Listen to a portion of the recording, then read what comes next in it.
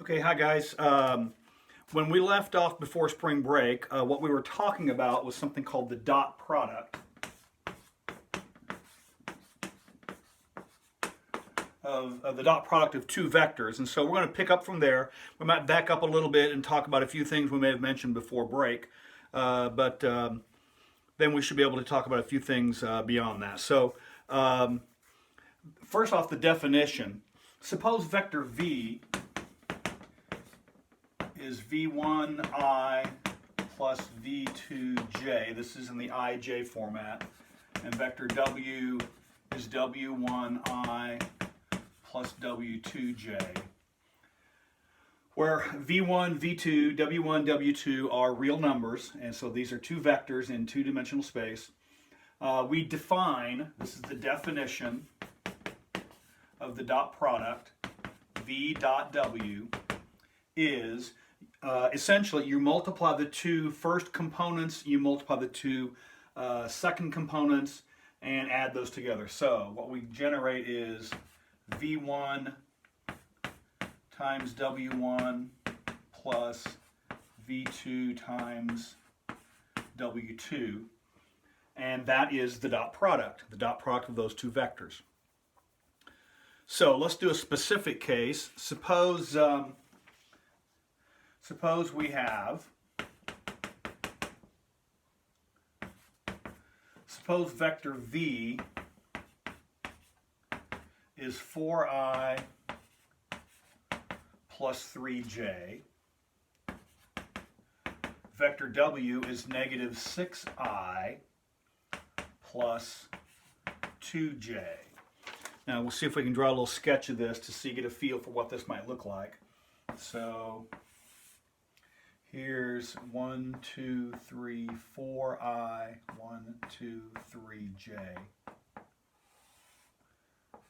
So there's vector v, 4i plus 3j, and vector w is negative 6, 1, 2, 3, 4, 5, negative 6, and 2j.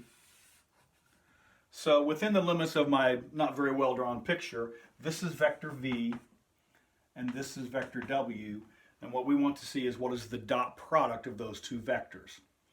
Now, one thing to bear in mind is when you compute the dot product of two vectors, your result is not a vector.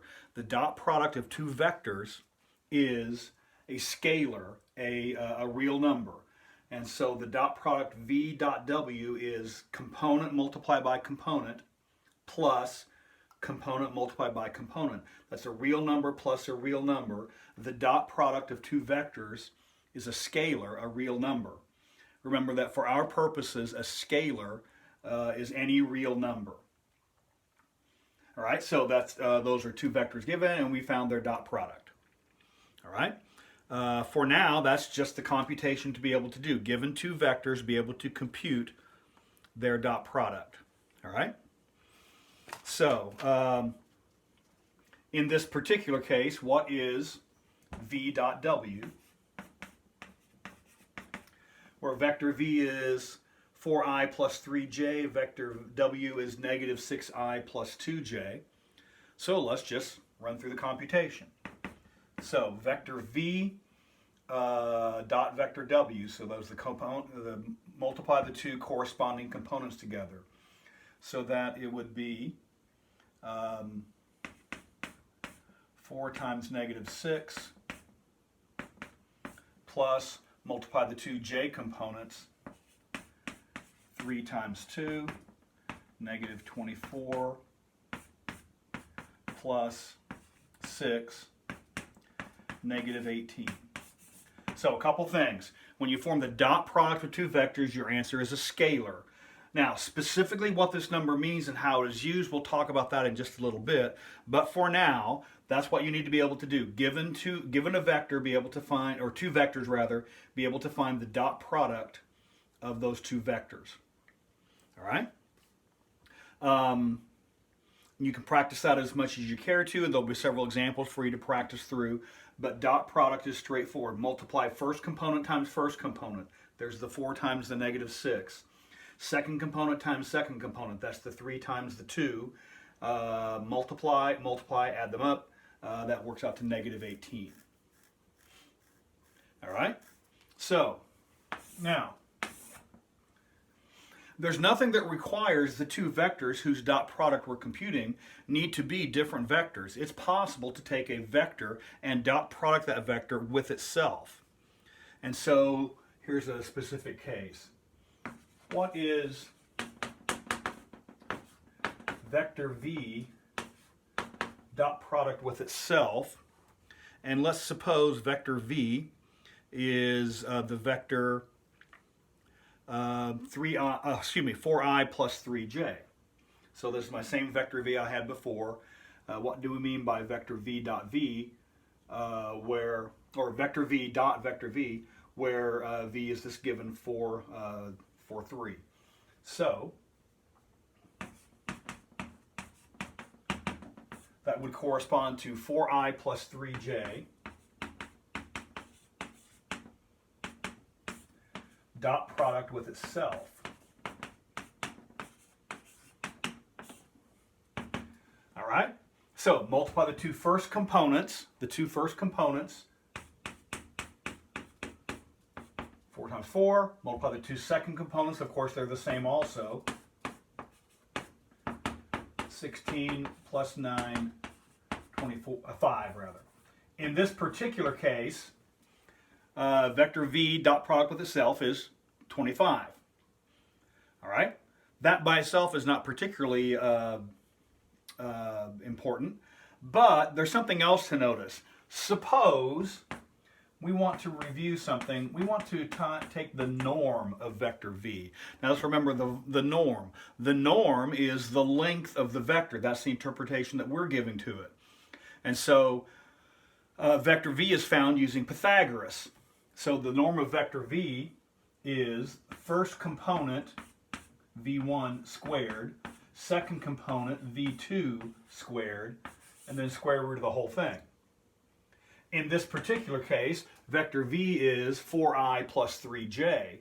So first component is 4, second component is 3, 16 plus 9 square root. Notice we get the same result as before inside the radical. That's the square root of 25, which is 5. What we have here, this is not a coincidence. In fact, this is a specific instance of a much larger rule, much larger principle. This is one of the properties of the dot product, and in fact, it is the relationship between the dot product and the norm, or the length, or the magnitude of the vector. And that is to say this. This is always the case. If you take the norm of the vector, which in this case is 5, square it, that's always equal to the dot product of the vector with itself, which in this case is 25.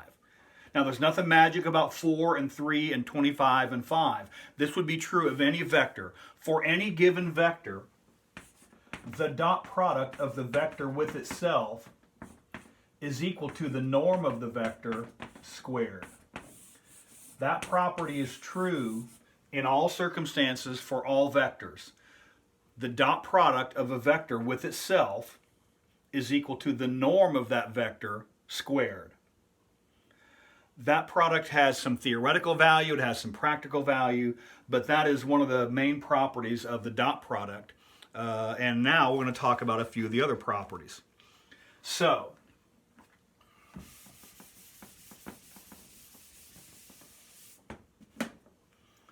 properties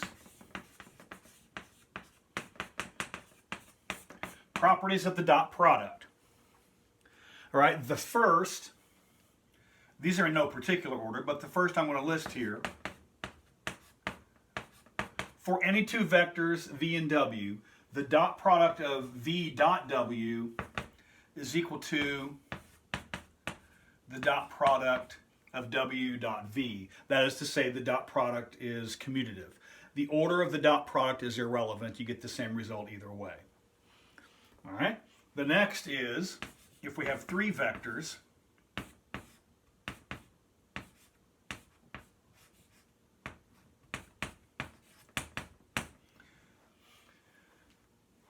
vector dot product with a sum, dot product distributes over addition. And so this works just like the distributive property that you're familiar with ordinary multiplication, with ordinary real numbers. This is not that computation, but the property holds the same. This is u dot v plus u dot w. And so dot product distributes over addition. It also distributes over subtraction, of course. So this is another property of the dot product. The third is the one we just pointed out earlier. For any vector, the dot product of a vector with itself is the square of the norm. It's not equal to the norm, it's the square of the norm.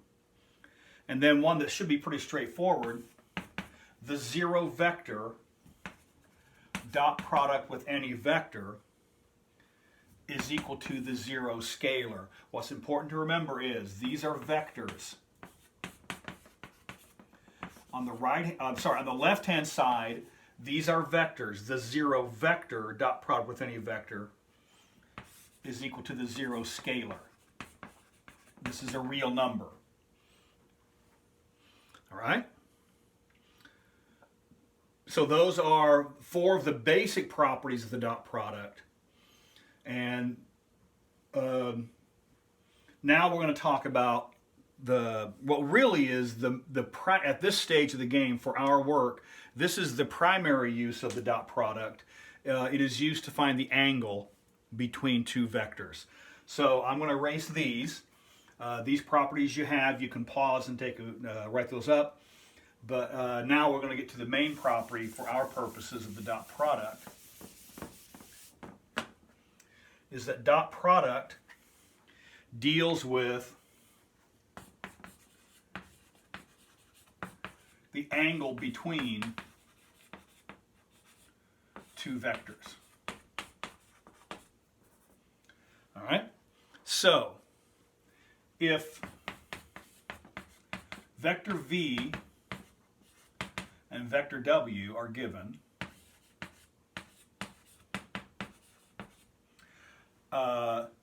non-zero.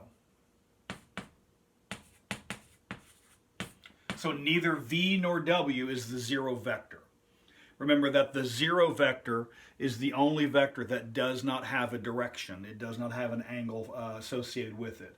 So v and w are given, not zero vectors. And so let's draw a picture of what we have here. I'm going to draw in the first quadrant. That's not required. This is true of any vectors in any of the quadrants. Any vectors that are non-zero, this is true. So if vector v is, let's say, here,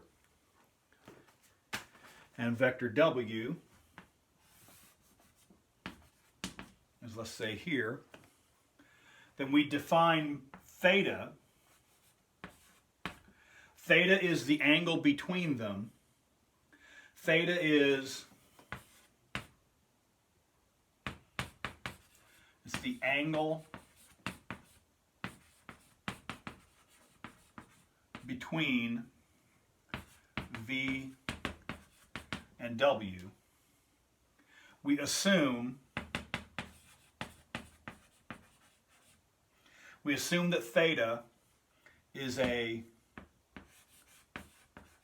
non-reflex angle.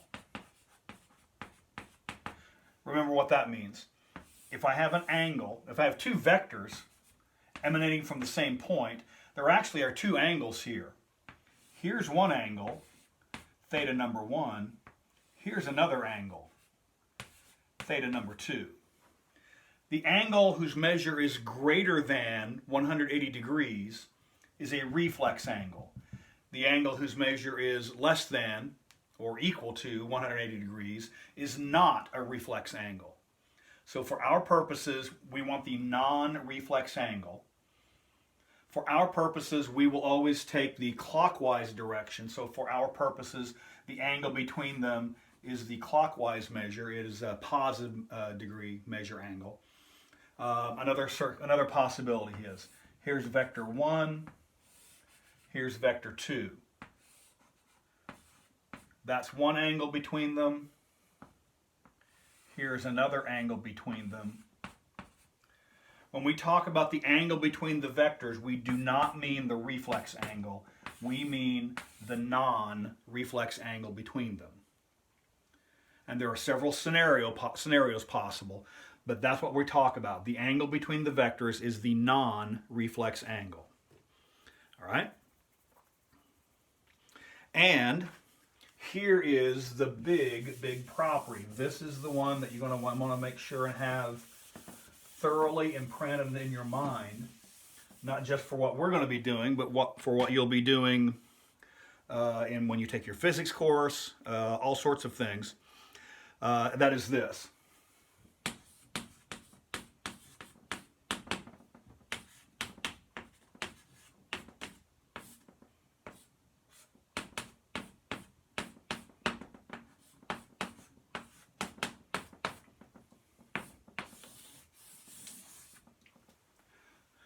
The cosine of the angle between two vectors, the cosine of the angle between two vectors is equal to the dot product divided by the product of the magnitudes. In the numerator, this is the dot product.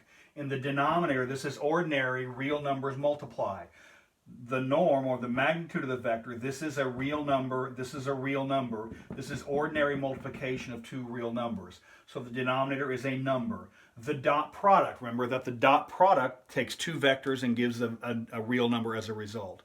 So this will be a real number, and cosine of the angle between them is given by the dot product divided by the product of the magnitudes. So we'll do a specific case here, and let's do this computation together here. So suppose vector v is given by 4I minus 5j, and vector w is given by I plus 4j. And so the question is, can we find the angle between them, the degree measure of the angle between them? Now, I'm going to go over here on the side,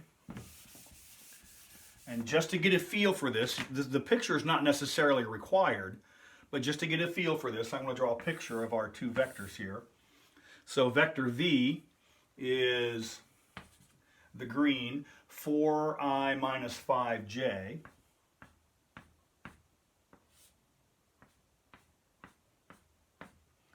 So very roughly, there's vector v. And vector w is I plus 4j. 1, 2, 3, 4. So that's vector w. So, within the limits of my poorly drawn picture, that's the angle we're looking for. We want to find the measure of that angle. And so, cosine theta. Theta is the angle. Now, when you do this computation, this does not give you the size of theta. It gives you the cosine of the angle theta. And we need to back solve to find theta itself. So here we go. So is the dot product over the product of the magnitudes, which in this case is the dot product is multiply the first components, 4 times 1, remember this is 1I, plus product of the magnitudes, negative 5 times 4. And then we need the product of the magnitudes. The magnitudes is Pythagoras on each of these vectors. So 4 squared plus negative 5 squared multiply. And then 1 squared plus 4 squared. And now we're computing. So this is 4 minus 20 over, we have 16 plus 25 square root 1 plus 16 square root. So we end up with negative 16 over the square root of 16 and 25, or 41, times the square root of 1 plus 16 is 17. Now, when we do this computation, I'm going to move this over here now. Oop, I just erased my picture. When we do this computation, in this denominator, this is just a little bit that's going to assist you in this computation. Remember that, so what we have here is negative 16, I'm just going to rewrite this, square root of 41, square root of 17. A property to bear in mind in this, for this denominator, is this. The square root of a times the square root of b is equal to the square root of ab. If the two values in question, if a and b are both positive numbers, this is a true statement. And so it is very often convenient to combine these into one radical just for ease of computation with a calculator. And so in this scenario, this is, we can write this as negative 16 over the square root of, I need 41 times 17, I have 697.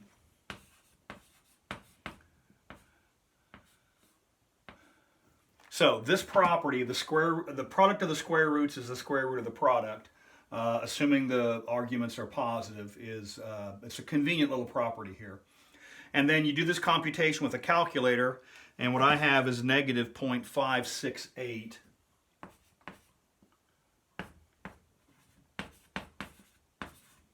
All right, let me redraw my picture I had here a while ago. So vector 1 was 4, negative 5. So very, very roughly that's vector v.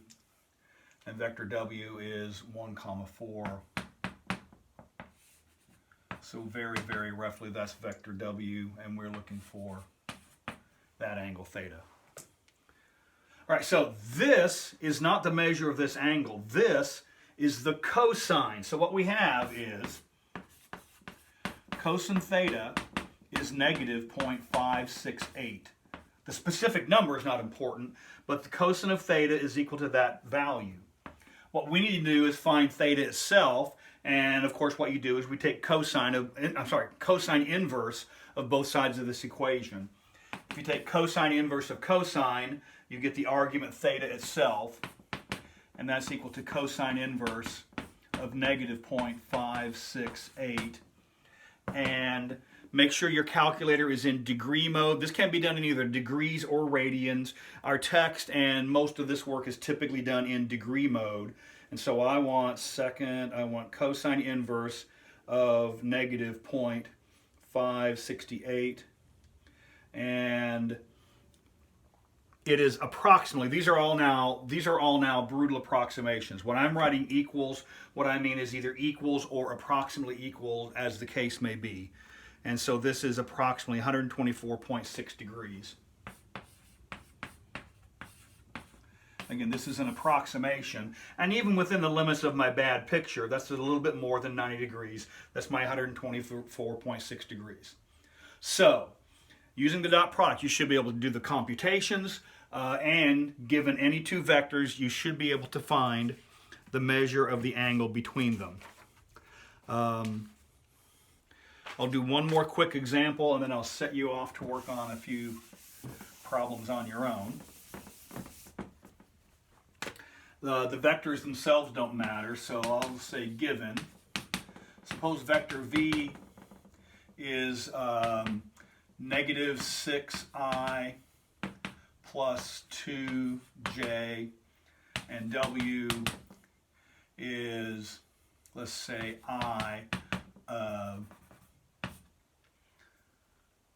let's go I plus 3j. I'm just picking numbers out of the blue sky. So the question is, can we find the measure of the angle between them? Find theta, the angle between v and w. All right? So what we know is cosine theta is equal to v dot w over the product of the magnitudes. It's the dot product divided by the product of the magnitudes.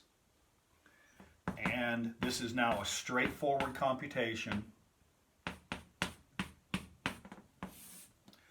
V, we need the product of the coefficients, so negative 6 times 1, 2 times 3, oh goodness, is equal to, and then we need negative 6 squared plus 2 squared times 1 squared plus 3 squared.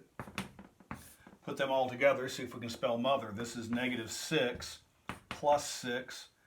This is the square root of 36 plus 4, the square root of 1 plus 9. I have 0 over the square root of 40 and the square root of 10. Using our property from before, this is equal to, here,